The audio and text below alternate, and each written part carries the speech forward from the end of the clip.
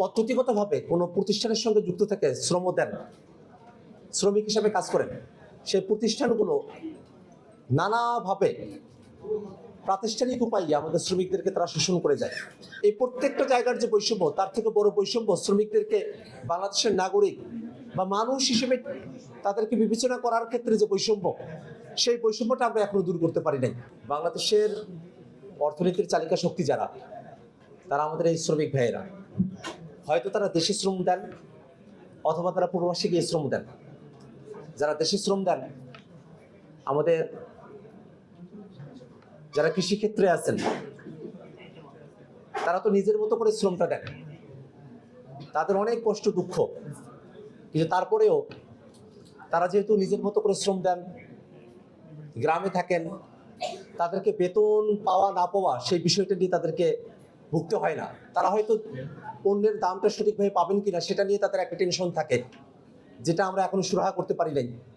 কিন্তু যারা পদ্ধতিগতভাবে কোনো প্রতিষ্ঠানের সঙ্গে যুক্ত থেকে শ্রম দেন, শ্রমিক হিসাবে কাজ করেন, সেই প্রতিষ্ঠানগুলো নানাভাবে প্রাতিষ্ঠানিক উপায়ে আমাদের শ্রমিকদেরকে তারা শোষণ করে যায়।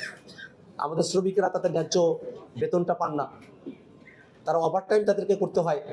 এত পরিশ্রম করার পরেও তারা তাদের পরিশ্রমের ন্যায্য মূল্য না পাওয়া, এটা আমাদের শ্রমিকদের প্রতি একটা বড় ধরনের বৈষম্য। সেই বৈষম্য বিরোধী একটা মানসিকতা থেকেই 24 অভ্যুত্থান সংগঠিত হয়েছিল।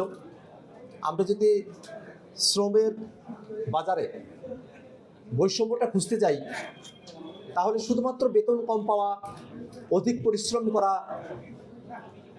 এই জায়গার মধ্যে বৈষম্যটা সীমাবদ্ধ থাকে না। বরং একজন শ্রমিক, তিনি যে একজন মানুষ, তিনি যে একজন বাংলাদেশের নাগরিক, এই জায়গাটাতেও তাদেরকে বৈষম্যের শিকার হতে হয়। একজন শ্রমিক যেন বা তিনি পূর্ণ মানুষ নন, তিনি একজন উন্মানুষ।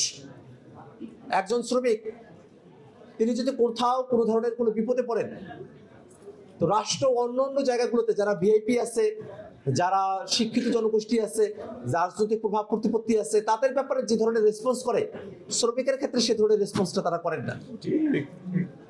এই যে প্রত্যেকটা জায়গাতে বেতন পাওয়া, মজুরিটা সঠিকভাবে পাওয়া, কাজের সময়টা পরিমিত থাকা, এই প্রত্যেকটা জায়গার যে বৈষম্য, তার থেকে বড় বৈষম্য শ্রমিকদেরকে বাংলাদেশের নাগরিক বা মানুষ হিসেবে তাদেরকে বিবেচনা করার ক্ষেত্রে যে বৈষম্য, সেই বৈষম্যটা আমরা এখনো দূর করতে পারি নাই।